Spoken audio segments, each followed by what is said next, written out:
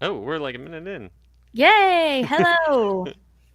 Welcome! Hey everybody. We were just getting ready. We're just warming up our extra special guests. So Yes. sorry for the delay. Thank you for those of you joining us on the internets. We've got 10 people here. Ooh, Ooh. oh, it's fluctuating. Let me check out the YouTube page really quick. My wife and my dad and my stepmom are watching, but they're on one screen, so they count. They're three, but they only count as one on the pictures. Ah, So yes. you Okay, we're can. starting to get some comments in there. There we go. Hi, Derek. Hey, Michael. What's hey, up? Michael. Kevly. What is up? Annika Gray, thanks for coming. Lori, thanks for viewing. I always forget to click on the comments so I can catch up with them. Hey, Drew. Drew, what's up? Okay, we are at 67. Ooh. There we go. 70. Okay, let's just get started. We're over 69, so let's go. All right, in three, two. Hello, everyone, and welcome to episode 57 of the Attractions Podcast. I'm Brittany, And I'm Seth. and we're here to talk to you about the latest and greatest theme park news and more, as well as what's going on in our own lives. So, Seth, how have you been this week? I have been great this week. I had a visit to Disney's Hollywood Studios and did not get on Rise of the Resistance. Oh, So that was a bit of a bummer. But I did get my first haircut in about almost 6 months. So for those of you who are watching us on the video stream, I think you agree that's an improvement. And the best part is getting to see some family. My dad and my stepmom finally allowed back over the border from Canada, getting to see them in person for the first time in many months. So that's great. that's awesome. I feel like you followed my trend of getting the COVID haircut. Yes, I was so Yeah. jealous when I saw you. I was like, all right, I'm going for it. And it's the most expensive haircut I think I've. It was like Oh, a 30 something dollar haircut. I figure usually I go for the super cheap franchise $14 haircut. I figure might as well splurge since I haven't had one in like half a year. yeah.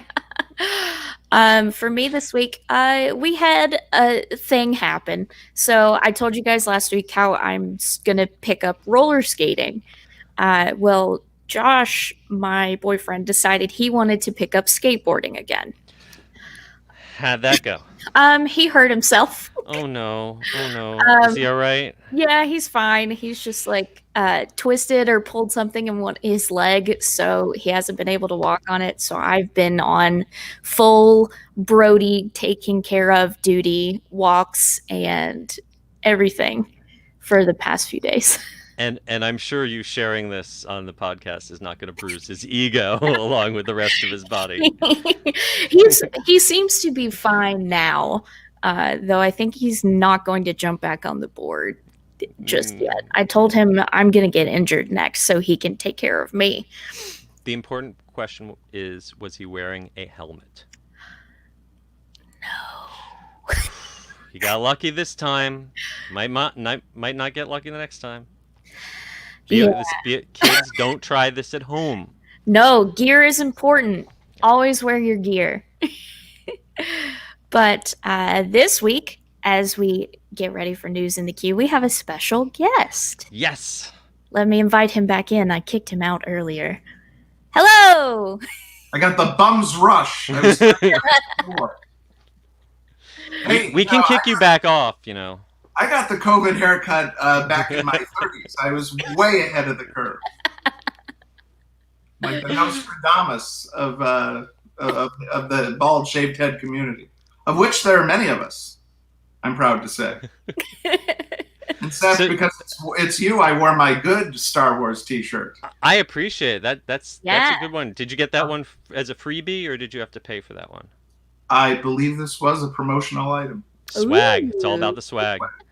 Obviously, this is a man who needs no introduction, but we should probably introduce him anyway, right? Yeah. Yeah, most people think you're talking to Uncle Fester, so it'd be best to clarify. I mean, it is Halloween. Jackie Coogan is long dead, so a lot of people are wondering who So- Jackie Coogan is, because we're very I don't know about you, Brittany. I've just met you. You seem delightful, but Seth and I are quite up there. Obviously, you're a terrible judge of character. Oh, yeah, sure. As is my wife. I think this episode's going to go on for about 2 hours. Wind him up and let him go. So, that's what they said at Imagineering. So that's an excellent segue. Give him a live mic again. Can we mute him? Is this like the presidential debates? Are we not allowed to mute? I can mute him. I have power. So this is a very tiny preview of what viewers are get to see on Thursday. Jason Surrell, if you are a Disney fan, you might know his name from the amazing books that he put together while he was working with Imagineering about Pirates of the Caribbean, Haunted Mansion, Disney Mountains, some of the best Disney books on my library. Or if you're a Universal fan, you might know him from work on attractions like Race Through New York with Jimmy Fallon. But most importantly, he was one of the founding forces on Bill and Ted's Excellent Halloween Adventure, and that's what he's here to talk to us about really briefly tonight, now that we've already gone on for longer than the segment was supposed to take just introducing him. Whoopsie. Isn't it, can't you just go on as long as you want? It's not like Night Court's going to come on. Well, we got to fit in commercial breaks, and sponsors have no. We can go on forever. It's just a matter of. I don't want to derail this, but this reminds me. I once got yelled at on the Disney Cruise Line. Oh no! I was giving a presentation in the Buena Vista Theater, and it was on the Haunted Mansion or Pirates or something. The audience seemed to be enjoying themselves very much, and far be it from me to deprive anyone of enjoyment. But we went over by about 10 or 15 minutes.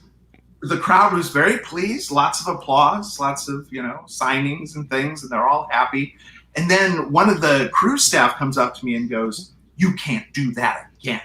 And I'm like, "Do what again? Make people happy?" I thought that's what spent $3,000 on a cruise to get me out here. And she goes, "Because of you, we had to delay the Aristocats." And she just let it hang there for a minute. And I was like, "Oh, the Aristocats. Oh, my God." Like, it couldn't even have been like Fantasia or Bambi. It had to be the Aristocats. Now, if it had been the Aristocrats, that would have been a totally different... We would have been onto something. And I don't think they're showing that on a Disney cruise ship. Though. No, and had I done my Aristocrats material, I would have been shown the door while at sea. You would be sent overboard. Exactly. So, Jason, please tell us a little bit about the wonderful celebration of the legacy of Bill and Ted that is happening on this Thursday night. Well, I don't know if you guys are aware of this, but there has been something of a public health issue in this country and elsewhere for quite some time now. Oh. We've all been inside. We're all slowly turning into Jack Torrance from The Shining. My little kid's driving a big wheel around. Obviously it's been a very rough year for everybody. And this was an idea that originated, I would say, fairly early on in quarantine, because I found one of the big bright spots for me, one of the things that I started to look forward to was this proliferation of reunions, and specifically Josh Gad's Reunited Apart series over the summer, which I thought was just delightful. And literally within 5 minutes, anyone from Generation X certainly is like, "Oh my God," like you're just a puddle. So I've always had a case of what Steven Spielberg refers to, I think, really insightfully as terminal nostalgia. So fairly early into quarantine, I thought, hey, wouldn't it be great if we just got some of the cast and crew from our original Bill and Ted shows back together? Because like any theater family, you're very close for a short period of time, and then you kind of disperse, to the four winds after that. And as crazy as it seems, it's been 20 some years. So initially, this was an idea to get everybody together as sort of a private thing, like one of the gazillion Zoom calls that have been taking place this year.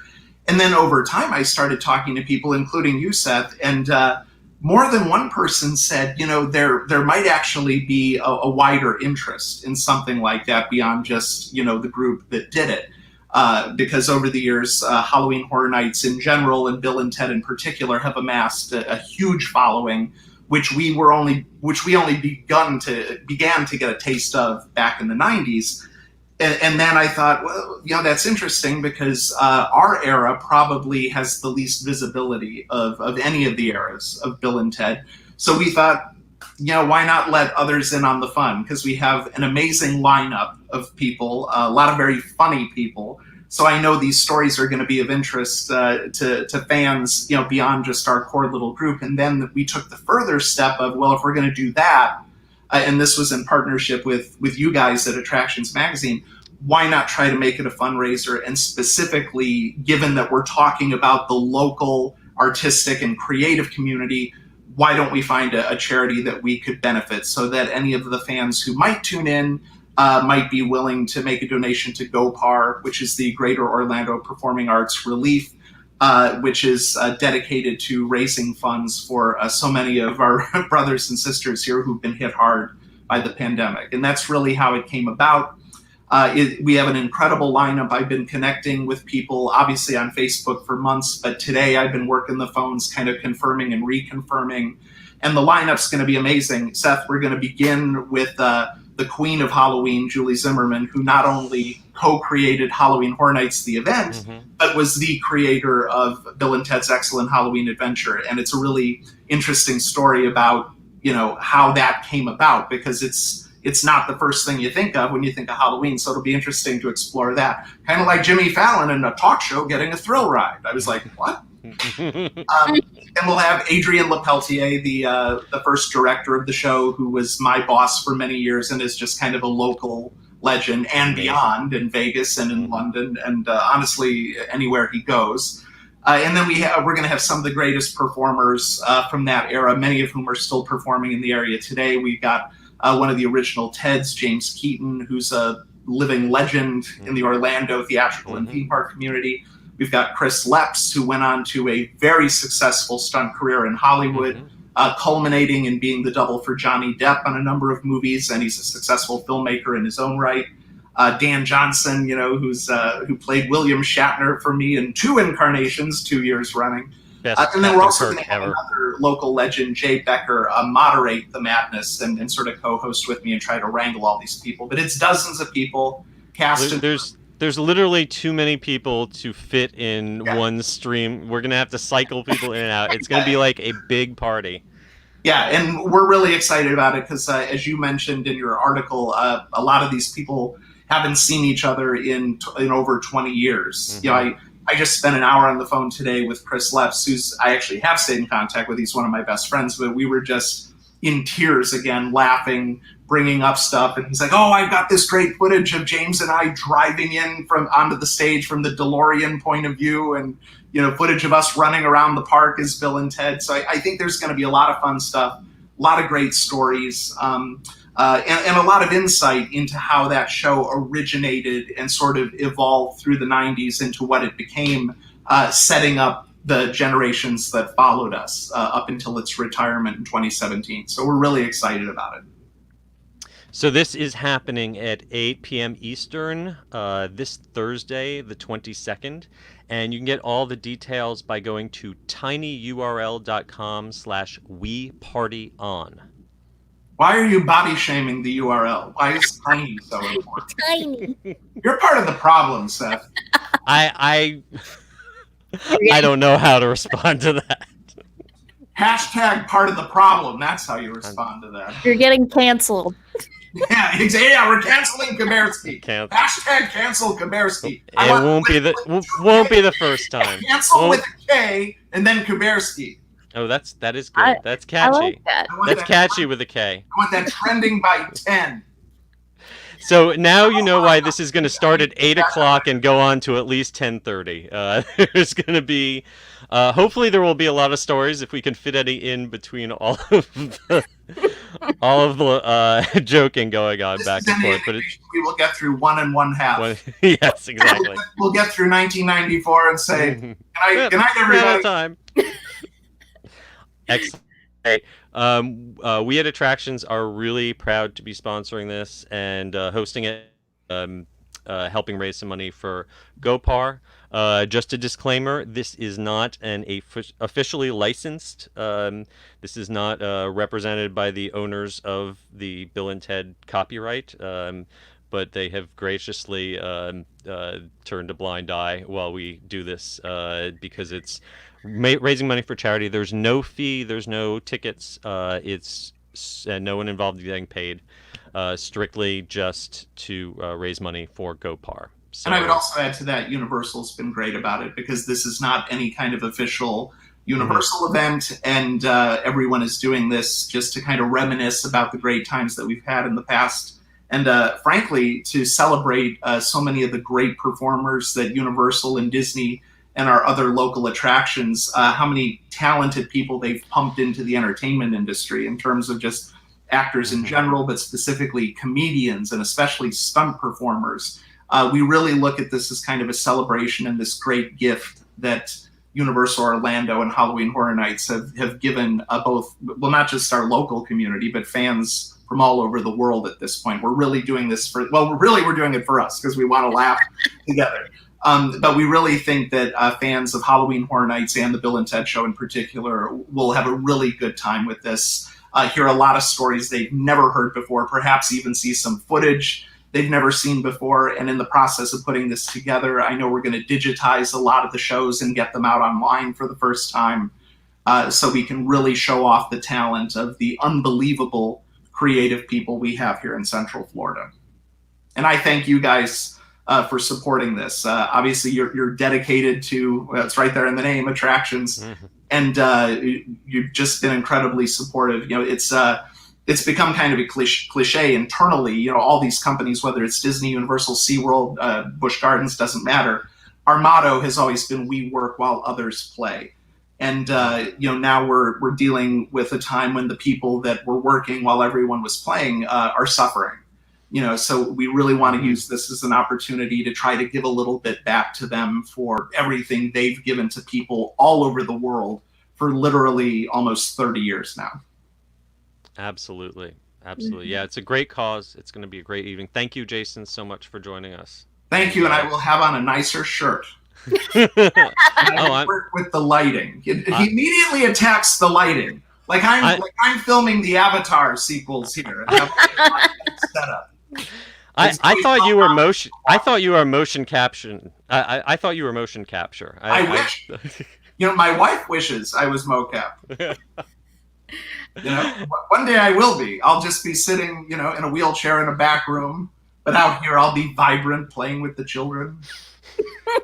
Even though my systems have long since started failing me. You know, I have a 2-year-old girl, and everyone's like, the question I love most is, well, what are you going to do when she's a teenager and bringing boys around? And I'm like, oh, it's so cute that you think I'll be alive for that. We're going to let Megan and her third husband worry about that. Megan and Brad can handle that because I'll be in an urn on the mantle watching, laughing, enjoying myself.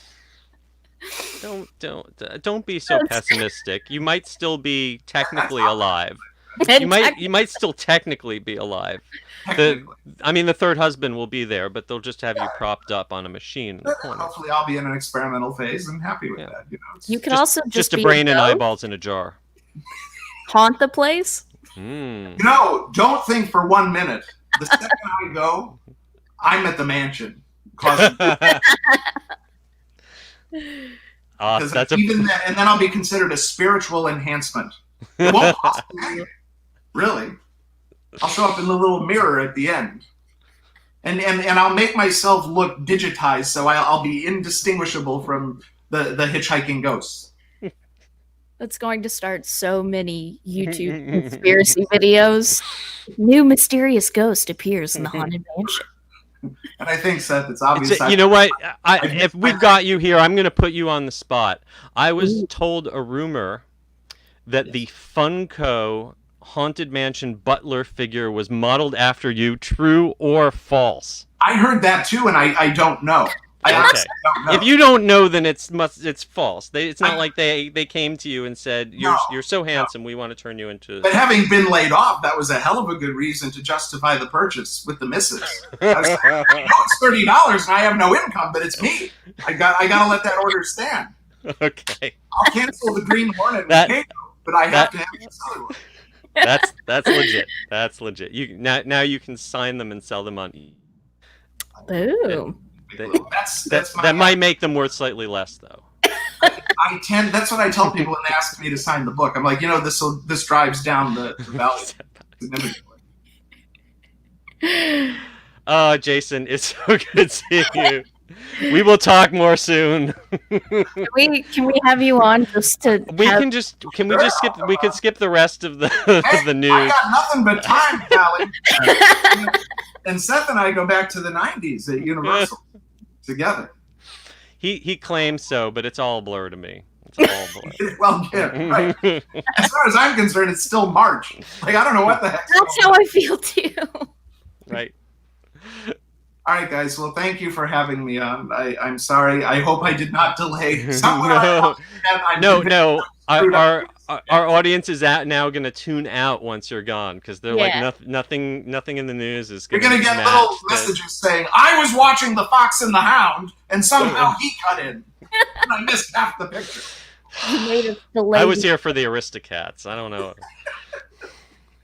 The Aristocats. I'm like, how is that a problem? Just let it run a little bit longer. Who cares? We're on a boat. There's nothing else to do. I would have been more upset if it was like Hercules or something, but The Aristocats. I'd go the distance. That was during the difficult period.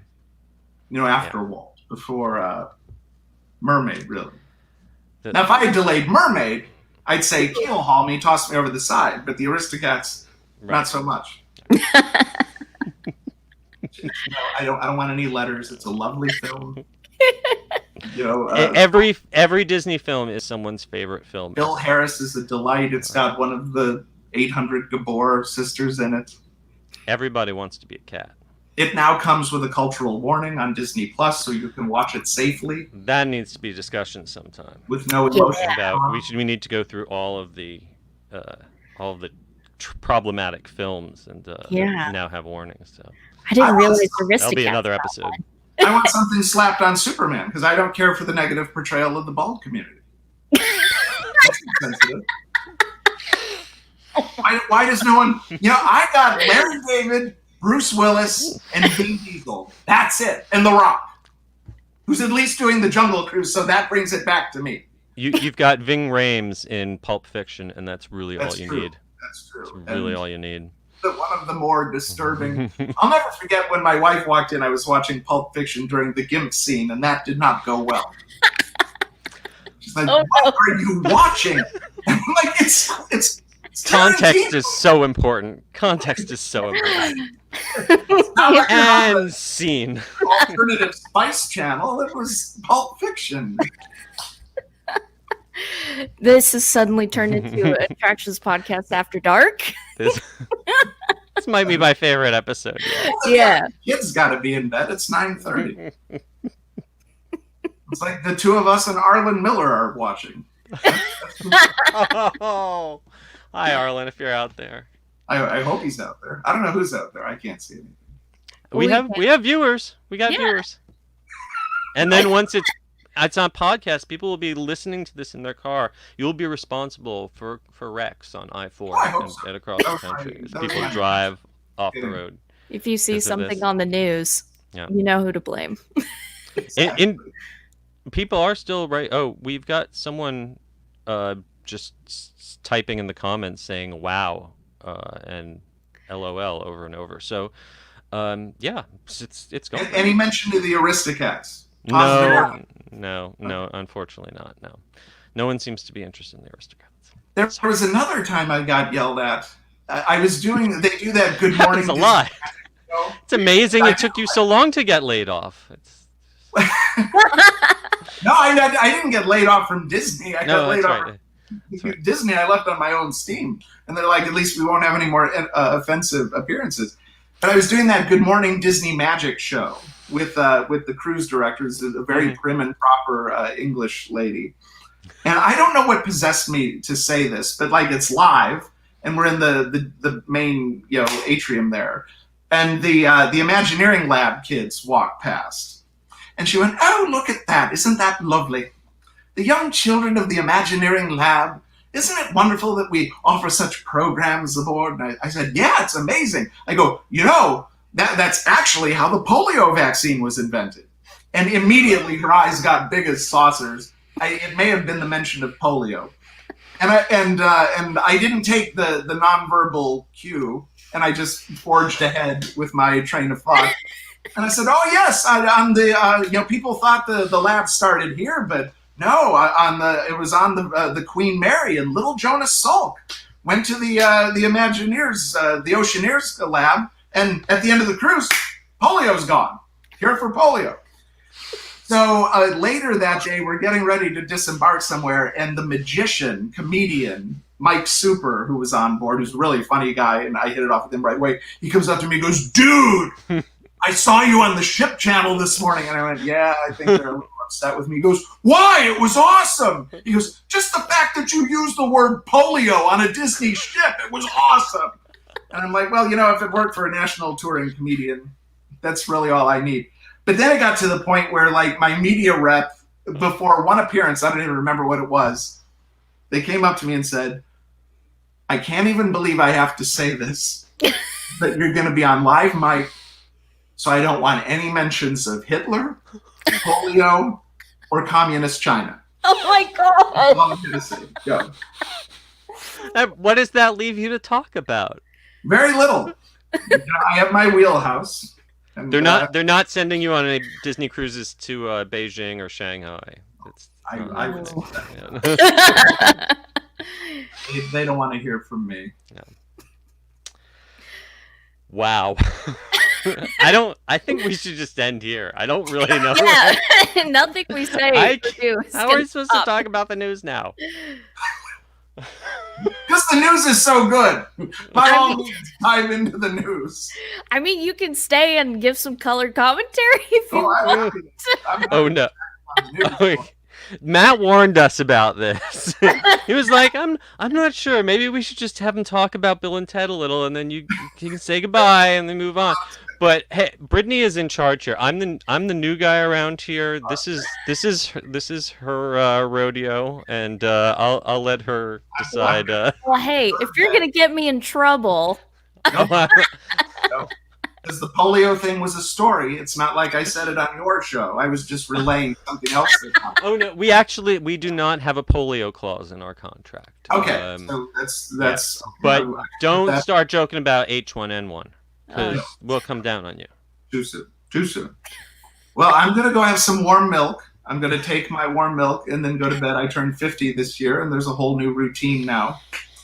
But do you need Lactaid to go with that warm milk? Because that's a lot of lactose before bed. Oh, I can handle it, baby. Oh. I can put away the lactose. That's one of the things I've been blessed with in my life. I have no outlet anymore, so I got you. Us Jews tend to be intolerant, so yeah. Which is ironic if you think. Which I know. I was going to say, typically it's been the other way around historically. I didn't want to say anything. But, I'm Catholic. We got fed to lions, if I'm not mistaken. Oh, yeah. We've all had our trouble. Yeah. These are very difficult times for everybody. Tough times. Yeah. It's just not good. Good time to go on Rise of the Resistance, because I made it. Don't even joke. Don't joke with me. Don't tease me. The trick is, here's the thing, and this is the thing, like, if you go with your family, it's those extra seconds. Like, I've been on every single time it's just been me. Because that's one less step. When you have to add the other people, that can delay you just enough. I didn't really want to dwell on this today. They have updated the system, so now anyone who is in your friends and family list who has tapped into the park for that day is automatically added to that list. Oh, so that is a great improvement.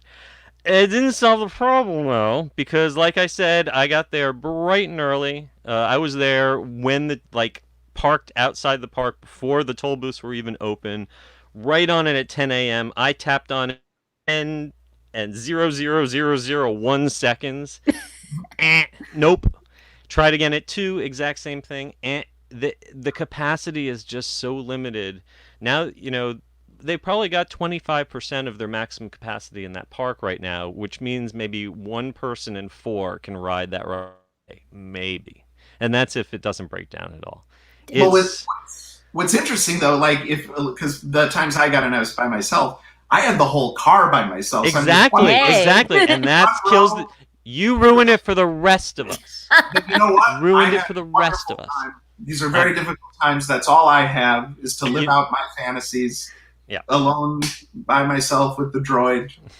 I get to pilot the Falcon by myself. I did do that on Tuesday, and that was awesome. Do all the hot dialogue without getting judged. I can kind of, when I think the guy's not looking, I'll kind of rush into the seat and slide in like right the hell out of there. You get to go into light speed too without some other jabone, pulling the lever. Good times, man. Is he a stroke or is he frozen? I think he's frozen. Oh no, you're stuck with me now. This is unfortunate for him, though. Of all the poses. I feel like this is going to be a screenshot that will surface on Twitter later. Looks like where he's just Gilbert Gottfried. Yeah, he does. Oh man, I got to ride Rise back in March before everything went to crap. It was awesome. Yeah, I was fortunate to be able to kind of get it out of my system before quarantine, and then we were going to go. I think 2 days before the park, before everything shut down, to ride Runaway Railway. So that I missed. So I've been on it since then, but it's just a bummer, and I understand why. But you lose the pre-shows, so yeah. I'm anxious to see the pre-show, how they set up the story about going into the films. But yeah, I spent a good deal of my career at Hollywood Studios, and that opened the summer I was on my college program, so I spent a huge amount of time there then, and it's just been remarkable to see the transformation. As Orlando more or less got out of the production business, that essentially took away half of the studio's personality, the narrative foundation that it had been built on, and that created, some problems in terms of the cohesion of the storytelling. So I just love the direction where they're going with these immersive lands that can put you into one film that's all sort of spring from Hollywood. Well, look who decided to come back. We're cancel Kuberski. This is like the noises off of attractions episodes. It's just I don't know what that was all about. But you froze. I'm back. I did. I froze, and my internet completely disconnected, and then reconnected again.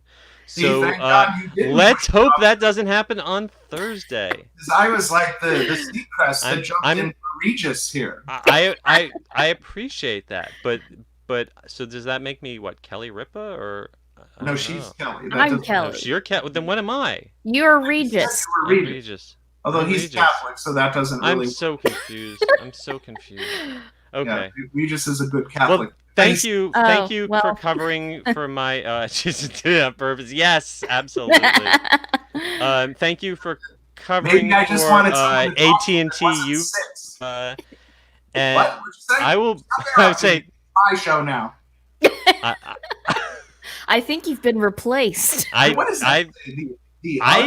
This is actually, I can go just watch in the other room. Why does it say the UGG series? Or do you do a show on boots? What is that?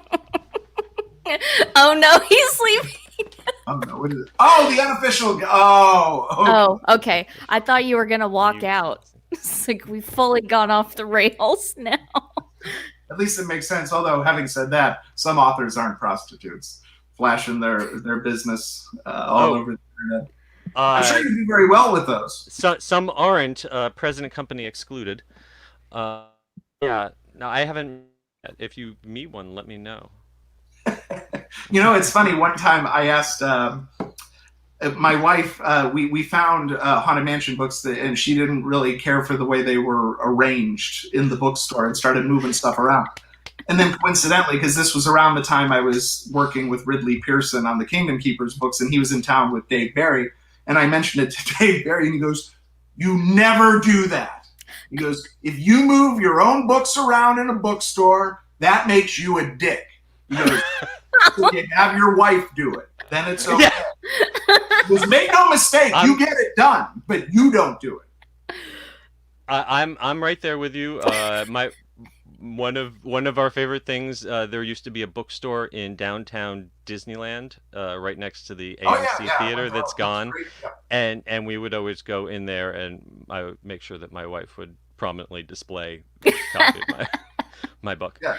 You don't want it just on the spine. You want it like sit there. People see it pops. And then it was I was directing a touring show for Disney one time, and I was up in Chicago, and I found it was the Mansion book on display in a bookstore. So I actually, because I had done this before, because it had been met with enthusiasm, so I call like an employee over. I'm like, "Hey, I wrote that. Do you want me to sign them for you while you're here? Because I know you have the little stickers and stuff." And they kind of just looked at me really skeptically. They're like, "Break out some ID." I'm like, "What is my motivation to lie to you?" So I did. I had to get out my driver's license, and then their attitude changed completely. Oh. No, and unless it's like a Stephen King, no one who had not written the book would be claiming that they had written. Speaking of which, he has one of the greatest stories of all time. Because like he lives in Maine famously, but he winters near Sarasota.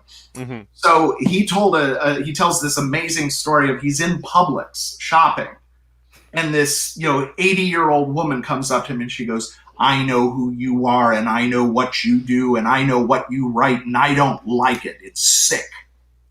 Oh my! He writes stuff like that. He's kind of like, and she goes, "I prefer nice, uplifting things like that Shawshank Redemption." My God! Wait for it. So Stephen King goes, "Oh, I wrote that," and she goes, "No, you didn't." It just stormed off. I think that's the greatest story ever. He totally busts his balls for his horror novels and says her favorite thing is the Shawshank Redemption. He says, "Well, I did it," and she contradicts him and then just goes about her business. I don't know what that has to do with this broadcast, but it's a fun story. I think we need to rename this podcast now. Yeah. It's the Attractions Podcast with Jason Surrell. Are you going to talk about how Ryan Gosling does not seem to be the biggest fan of Haunted Mansion Holiday? He's very passionate about it. On fire. Oh yeah. That's like an old video too. Yeah, that made the rounds a few years. I don't social media, everything, people pop it up in it. He was supposed to be in the Guillermo del Toro movie that got shelved forever. Sad. But tell you what, let's put the Melissa McCarthy writer on it. That's going to turn out well. What could go wrong? Everything. I give up. I got nothing. Nothing else. Nothing I can do. I can just keep updating the book. There was a story that didn't make it into the book. And I was interviewing. The first two editions had the section on the movie, and I had been having trouble getting a hold of Jennifer Tilly, who played Madame Leota, to do an interview. So one morning I get a call in my office at Imagineering, and I'm like, "This is Jason," and this kind of nervous voice says, "Yeah, I've got Nina Jacobson on the line for you." That was the head of the studio at the time. So I'm like, "Hello?" And she goes, "Jason?" I go, "Yes." She goes, "This is Nina Jacobson." I'm like, "Yes." "I understand you're having some trouble getting a hold of Miss Tilly."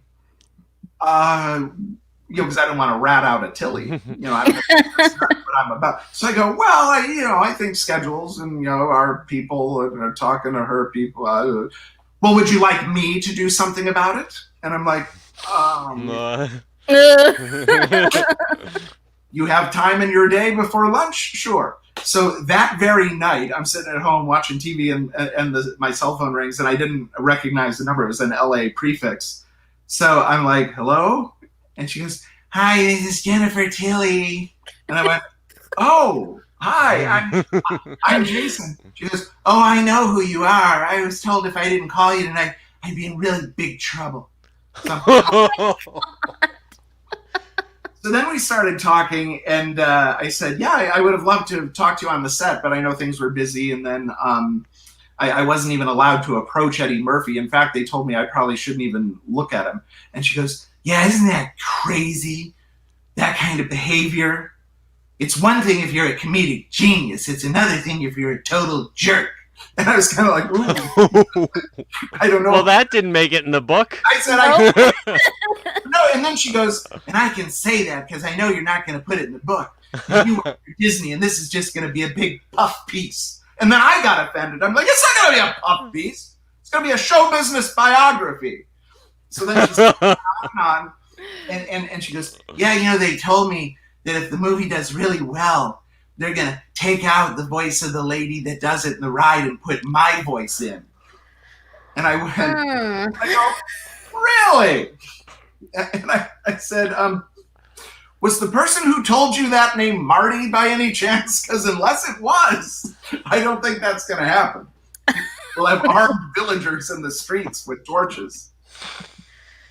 I think based on the strength of that impression, when we make the next Chucky movie, you are going to have to play Tiffany. Jason Tiffany Surrell. I'm going to start going by that. Yeah. Jason Tiffany Surrell. #. Get that trending. I want cancel Kuberski with a K and Jason Tiffany Sorrell trending. Do you have that kind of reach? Do you have that goal? Oh yes. We've got a whole 70 people watching at the moment or something. No, we have 24. 24? Yeah, we dropped. Jason, you are driving our audience out the door. People have stopped commenting. We've got one guy in the comments who's oh my God, this is just, we're spiraling. We're in a death spiral. We're off the rails. We're going to be canceled. Do you understand how hard it is to get canceled on the internet? It doesn't happen. Unless you're Quibi. It doesn't happen unless you're Quibi. The past 2 years have demonstrated anything. It's actually pretty easy to get canceled on the internet. Yes, but you can come right back and no one remembers. Okay. All right. Well, I'm sorry that I drove away the audience. We jumped up 10. This is okay. Yeah. They heard you might be signing off and they came back. This is like on Max Headroom where we're watching the ratings second by second and someone might die if we don't get to the next commercial. Wouldn't they at least think something good is coming up after me and want to stick around for that? You'd think. Okay. But no. I'm sorry. I don't know what it means in your world, but now I feel inadequate. It means absolutely nothing. It means absolutely none of this means anything. This has been really fun. Yeah, I'm having a great time. And we have 15 minutes. Audience, on the other hand, to cover 17 news items. Do you want to just read the headlines as quickly as you can, and we'll call it a night? Or sure, I can do that. Boom! There we go. Okay. Didn't we have to play the In the Queue video? I want to see Jason's reaction to this. Yes. This is the video that we normally play about 7 minutes in. Okay, let me do this.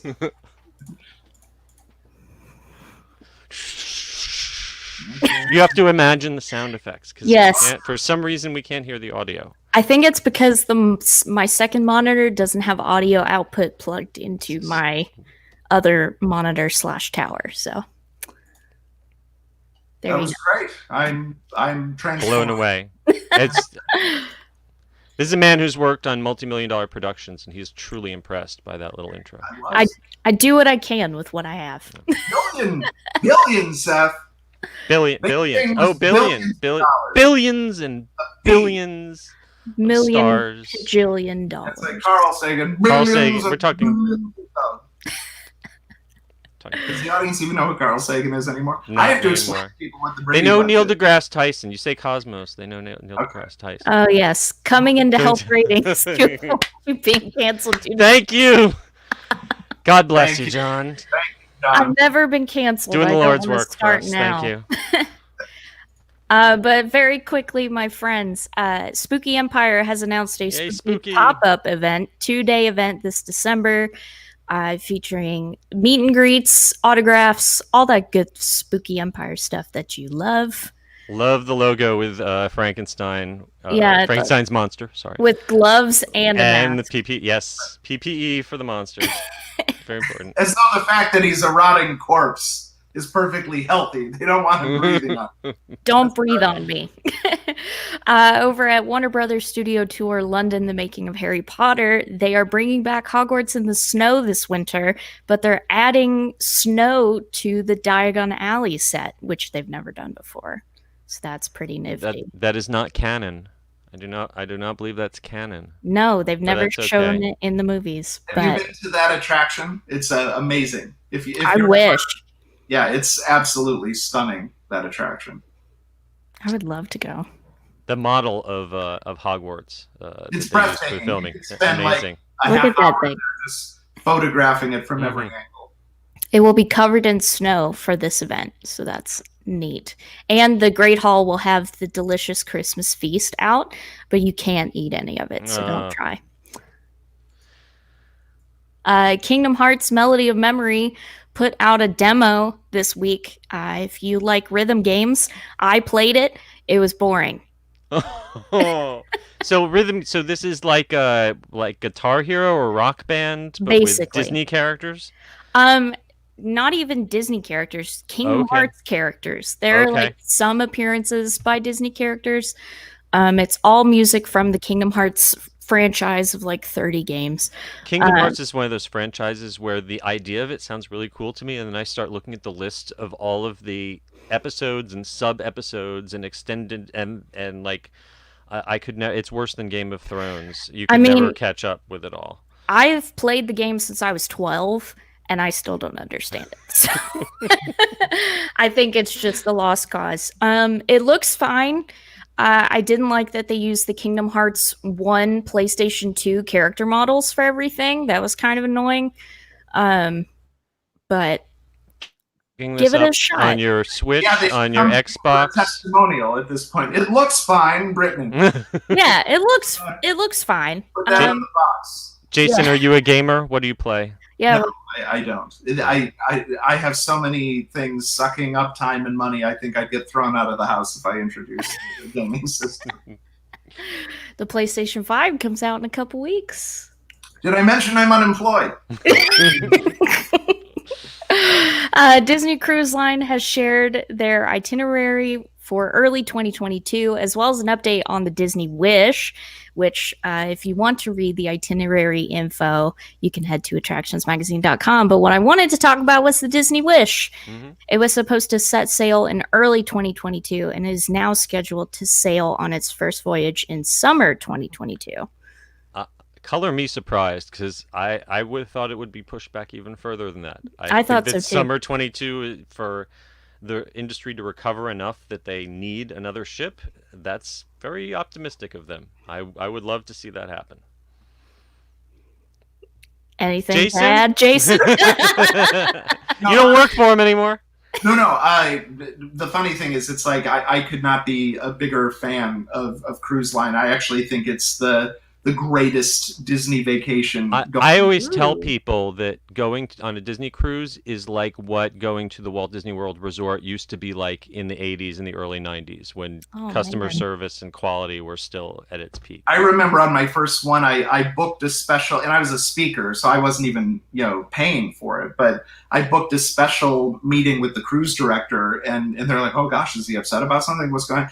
And I just said, "I have to tell you, I don't know what you put in the water around here, but every single crew member you meet acts as though they're just beyond delighted to be there. The service is impeccable, the food is fantastic, and the ships are nothing short of works of art." And I was fortunate enough to do quite a bit of work for the cruise line over the years. I named the Fantasy and the Dream.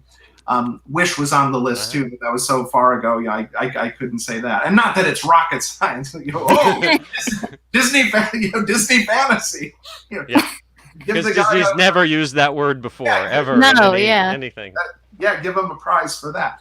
But yeah, it's like I'm as excited as anybody to see the new Triton class because I just it's going to be amazing, and cruise line you can't go wrong. I still haven't been on one. Maybe well, how far are you from Galveston? Because they're going to be sailing out of Texas. Geez, I don't know. I'm literally in the middle of Texas, and that's on the coast, so a few hours probably. It's a big state, yeah. Yeah, it is a huge state. You gotta want it, Brittany. I do. Okay. When it's safe, one of these days. Yeah. Over at Epcot, they opened up an annual pass holder pop-up shop full of cool merchandise that will change periodically, which is neat. Yep. And here's this shows you how heavily Walt Disney World is relying on locals and annual pass holders right now. They don't have the once in a lifetime tourists. They've got the locals. And I guess this is better than a closed store, right? Yeah. There's some fun stuff in there, and there's some interesting bargains. There's also some stuff that you would have to be a pretty serious Disney fan to want to own or wear. But maybe that's just me. There's also some Disneyland Paris specific merchandise that didn't quite make it across the pond. It's over there right now. So if you want to check that out and you want to get your hands on some DLP merch, you can. It also has, based on all the vlogs I watched, the only romper on Disney property. So romper. It's so if you are looking for a romper, that's where you got to go. This one I'm super excited about. New lightsabers are coming to Galaxy's Edge this fall and next year.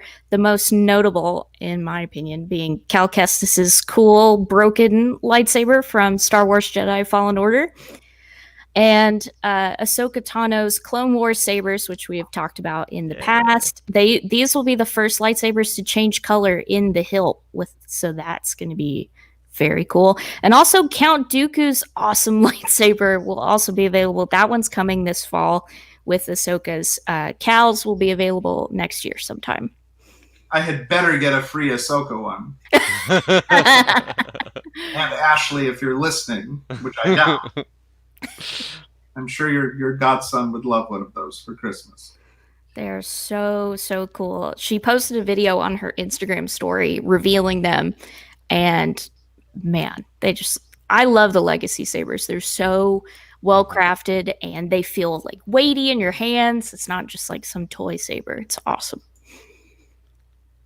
You say it's not just toy, so you can actually cut someone's arm off with it. Well, no. Someone made one though. I saw it in my YouTube recommended that someone made a plasma lightsaber. Yes. That can cut things. Yes. And it cauterizes, so no muss, no fuss. Yeah. Avoid the hospital bills. Absolutely. Yet somehow there's still blood on the floor of the cantina after Kenobi cuts his arm off. Total continuity error. Worst movie ever. No, McClunky didn't do it for you. The blood on the McClunky.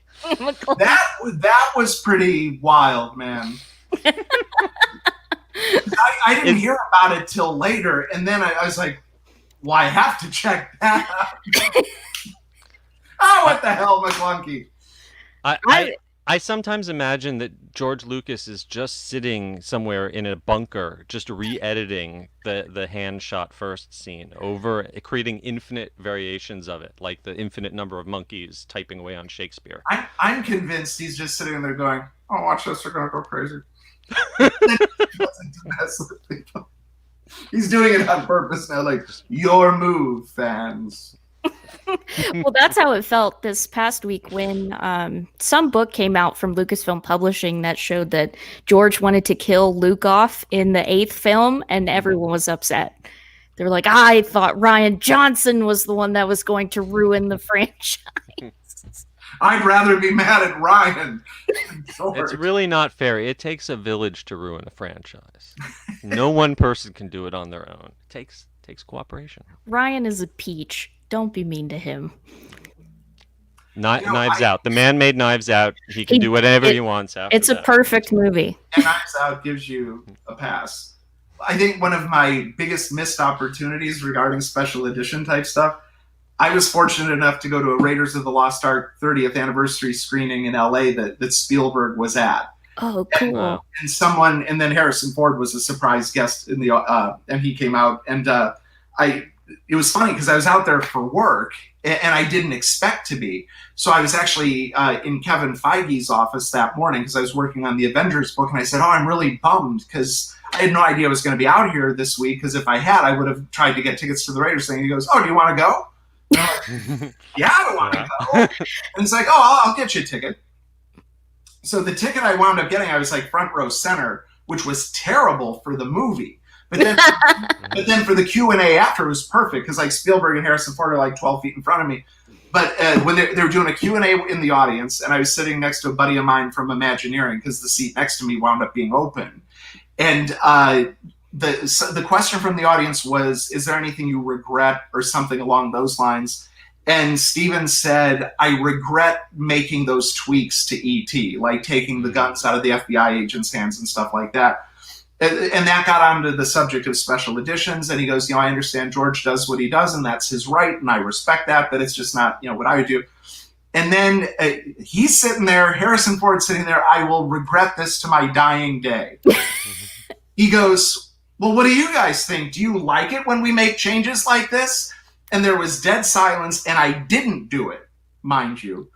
But my first instinct was, okay, picture this. "Well, what do you guys think? Do you like it when we as filmmakers make these changes?" I wanted to go, "No."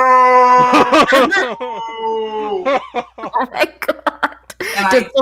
And then we're walking out, and I said to my friend Josh Shipley, who was with me from Imagineering, I said, "Josh, I got to ask you something. I had this gag ready to go." And I said, "Do you think I would have been eaten alive, or do you think it would have killed?" And then I set up the whole thing for him, and he kind of pauses for a second. He goes, "Dude, that would have brought the house down." I was like, "Oh." To this day, I lose sleep over that because I could have gotten a belly laugh out of Spielberg and Indy himself. The one time you restrain yourself. The one time I restrain myself, I screw myself. Well, now you know. Yeah. Polio vaccine, not so much. Oh, go for it. Oh man. I was expecting to be dismissed before you did all this, so don't keep me on my account. I'm entertained at this point. I already feel bad about the dwindling audience. It's okay. So how about that Walt Disney World 50th anniversary license plate, huh? This caused a little bit of stress in the Florida community because they didn't know how they could get these things. Turns out, if you are interested in getting this lovely 50th anniversary license plate that they haven't released an image for, you have to make an appointment at your local county tax collector's office to get the license plate. But online pre-sales are coming. Don't know when, but they will be available soon, according to Disney. See, or, this is as an alternative, if you'd like to reach out to me, I can tell you how to get a commemorative Caddyshack license. If you would like to assume the role that Rodney Dangerfield played. This is just like Disney. This is very typical of Disney. Just like when they have an attraction, they tell us that they're doing it. We don't really have any concept art. We don't know exactly when it's going to happen. If this was a Universal Orlando license plate, they would already have attached it to people's cars before admitting that they were coming out with it. I'd be out there tonight. And changing out people's money.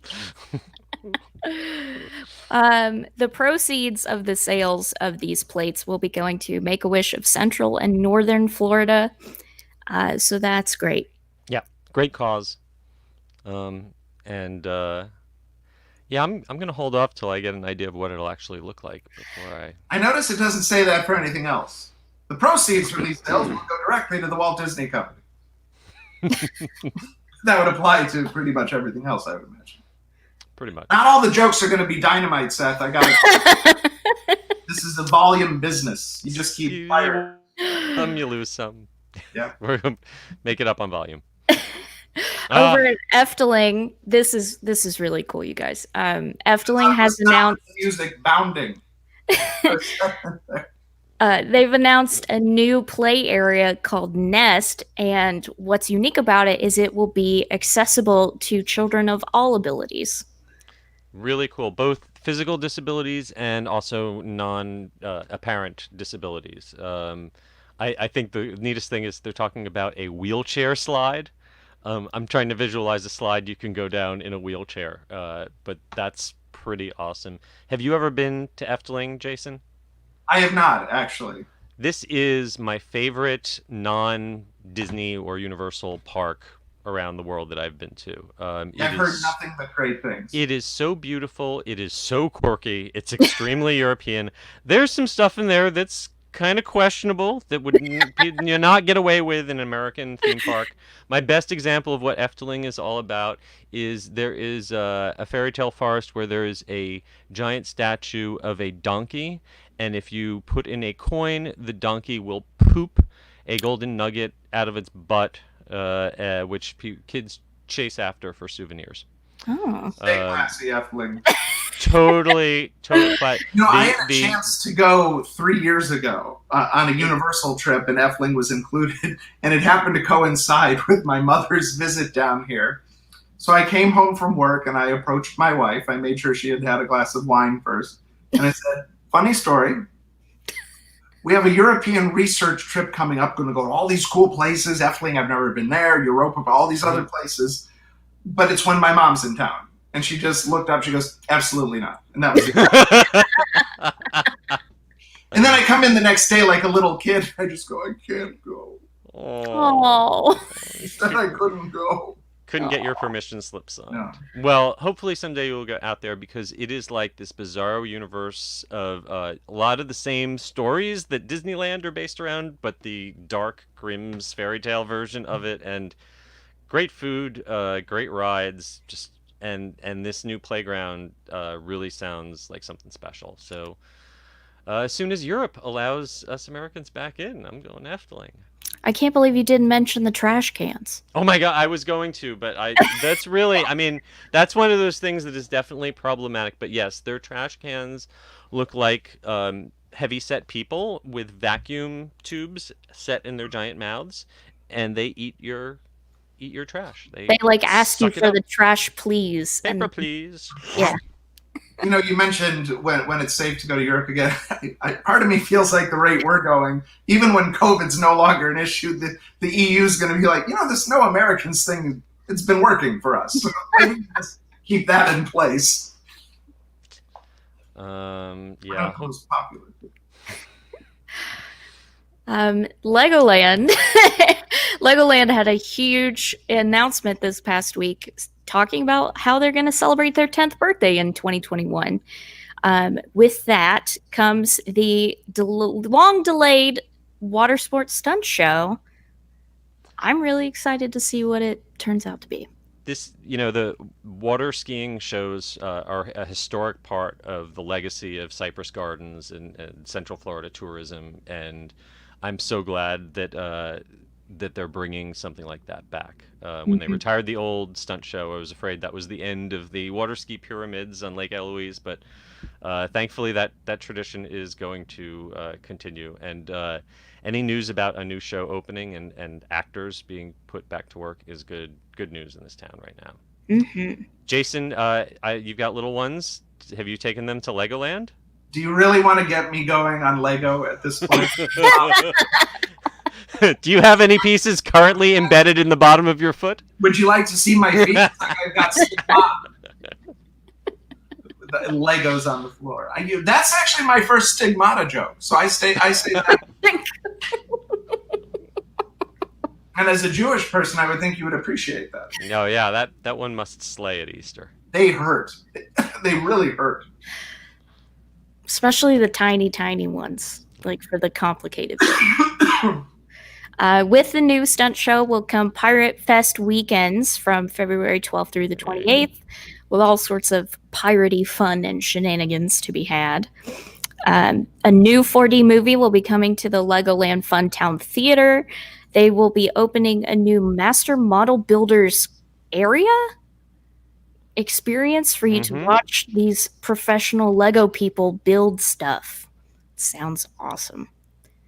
A lot of really fun, cool stuff coming to Legoland. The only thing that personally concerns me a little is that none of the publicity photos that they have sent out for this announcement show people wearing face masks. Now, who are those characters?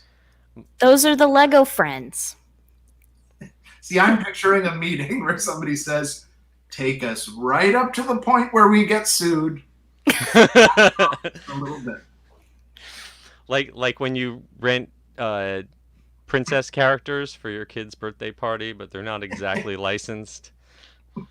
I remember one time I offended one of the princesses because she was, we went into Fairy Tale Princess Hall, and there was Cinderella, and then there was that one that starts with an E. Elena of Yeah. And Yeah. it was funny. There's one Hispanic princess, and you can't. No, it wasn't. her That was name. not the issue. This is not. Okay. It has nothing to do with Just that. saying. But- Representation matters. It does, but so Jake goes up, he hugs Cinderella, gets his picture, and then he starts trotting out. And they go, "Well, don't you want to see Elena?" And he's like, "No." And then I just look and I go, "We don't do basic cable." Oh my god! He laughed. Wow. Brutal. Comedy is a contact sport, Seth.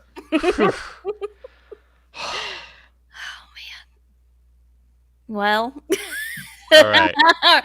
our main attraction. Our main attraction, the reason we are all here tonight, the most important, exciting thing actually happening in the world is Mario. It's me. Now, see, as an Italian American, I find this offensive. Are you also a plumber with a fraternal twin brother? According to them, we all are. Unless you are also a plumber and habitually jump on the back of tortoises, there's really nothing. It's not about you. It's not. I'll stick with organized crime. While we're waiting for next spring for the land to open, the Mario Cafe and Store, the world's first, has opened this past week at Universal Studios Japan, and it's pretty freaking cute. I wish I was there right now. Yeah, the walk around character. So the walk around characters that they show in the publicity photo from the opening, I don't know if they're going to be there all the time, but I really hope that they are. Same. Because I would totally want to get a selfie with Mario. See, I and- want to meet Luigi. Well, okay, we can share. And on behalf of my Universal colleagues, I would like to thank you, Brittany, for that more enthusiastic endorsement. It was much better than. Well, the check must have come through, right? Yeah, I'm a big Nintendo person, so this is And those toadstool stools and tables are just too cute. Look at the food. Now, if you head to the Mario Cafe, you can try one of these pancake sandwiches. The Mario one is strawberries and cream, and then the Luigi one is grape and some other flavor. Okay. They maybe probably photograph a little better than they might. They look very. They're probably very sweet. Yeah. And they definitely have some coloring. That's not a color that food usually is naturally. But it definitely looks like something that Mario would eat. And they've got these fun. Shot on the way out, which I thought was a nice touch. They've also got some specialty sippers, like this power-up mushroom one, which, if you've seen pictures on Twitter, taking the top off of it, it's just like the long stem of the mushroom, and it's like nightmare fuel. But the cafe is full of these fun, decorative elements, some neon, which is pretty cool. Even the trash cans are themed. Nice. Here's a look at the mushroom sipper for you. And then the store is packed full of stuff I want to buy, specifically themed to Mario, Luigi, and Princess Peach. The tagline for the merch is "Whose cap and whose crown for Peach." It looks very fun, and some of the merch is like more than I would have expected for a theme park. Like this sweater down here for Peach. It looks so nice in person. I watched a ton of videos walking through this place last week. Well, I think they learned the lesson from the Wizarding World, which is that high quality merchandise equals high per capita spending. Yep. You know, if you give something that's quality and that's unique and that people can't buy in a store at home, they'll shell out the money for it when they're on vacation. Mm-hmm. I want a store like this to come to Orlando. Wouldn't Fair that to be nice? Florida. They've got a lot of open room in City Walk right now. They got a big space that is under construction now. The rumor is that it's going to be retail. I would love for a portion of it to have Nintendo stuff like this, because it's going to be a long time before we get a Nintendo attraction here in Florida. Yep. It would be nice to have something to hold us over. Speaking of, here's a look at the merchandise bag. You have to pay for this, by the way. They are not included. The bag says Universal Studios Hollywood and Japan. No Orlando. No Orlando. But if you look on the bag, I can't zoom in for you here, but there are Pikmin. There's one right there, the red Pikmin. Yeah.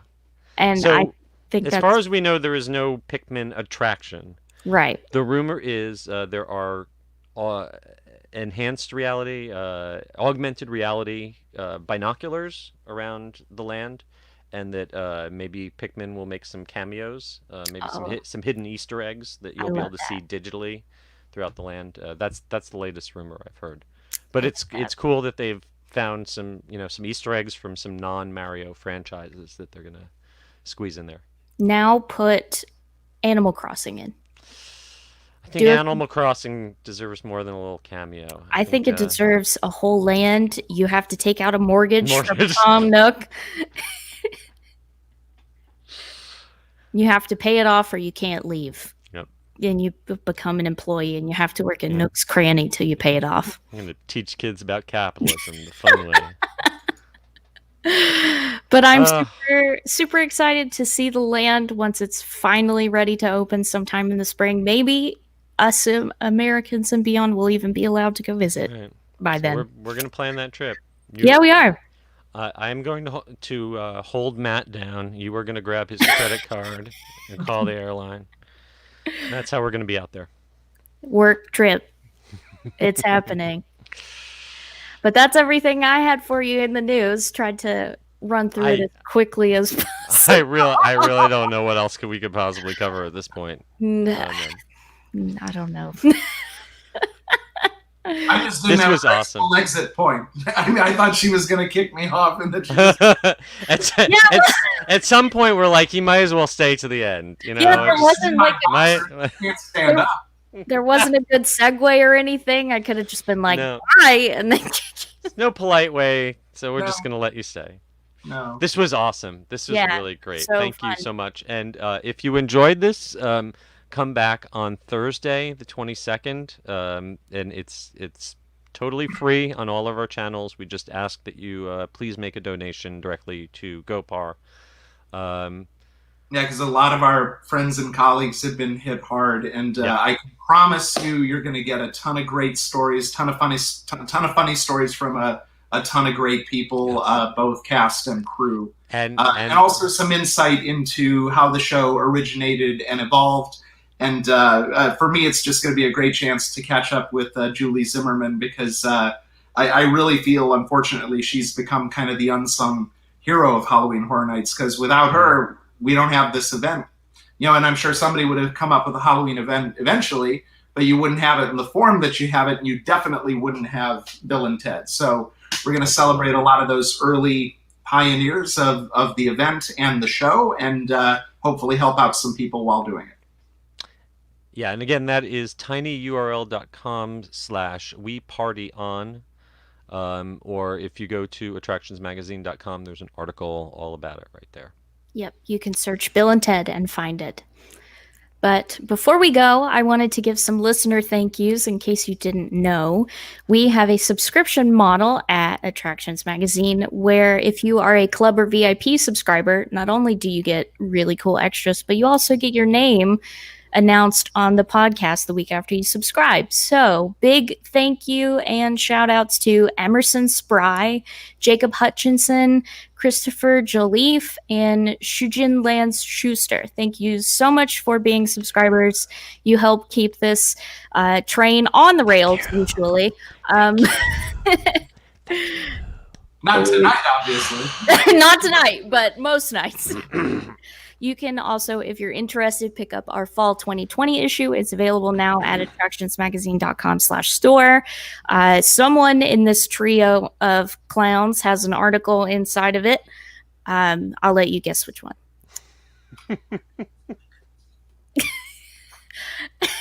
I'll give you a hint. The Jewish one. You opened that door. That's not me.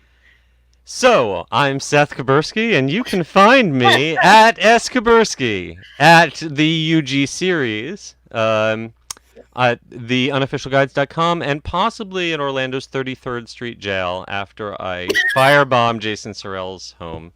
However, I will allow his lovely wife and children to exit the premises They've done nothing before I wrong. take my revenge. I would also say go to the UGG outlet and ask for the Kabursky special. And see what happens. That's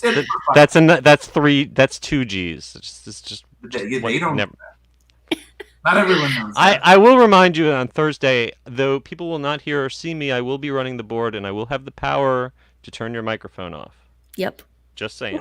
Where were you a couple of weeks ago? I wasn't invited to the. Sorry. You can. Jay Becker will ride herd on all of it. You can find me. I'm sorry, did you want to say something? Yes, I did. Never mind. I need to do my plug. You can find me at Brittany Tuttle. That's BRITTANITUTTLE. Yes, it's spelled funny on Twitter and Instagram every day at attractionsmagazine.com, but also attractions on Twitter at attractionsmagazine on Instagram and youtube.com/attractionsmagazine, where you've watched this train wreck for the past hour and 15 minutes. Would you say more train wreck or dumpster fire?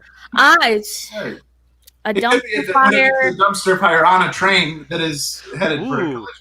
Oh, off of a trestle, like at the end of Back to the Future 3. Yep. Not many people can watch a multimedia empire slowly crumble over the course of an hour and 15 minutes. But your audience has.